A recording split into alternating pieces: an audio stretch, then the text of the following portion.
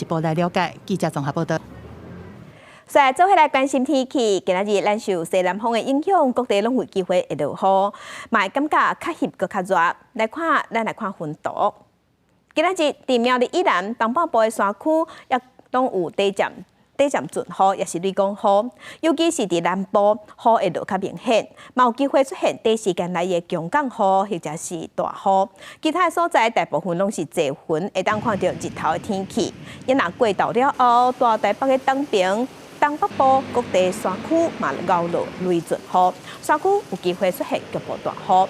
温度这方面，今仔日各地日时的高温大约是32度至34度，气象署是有针对台北、新北、花莲、台东北部高温特报。其中，花莲是柑仔色的灯号，有连续出现36度以上高温的机会。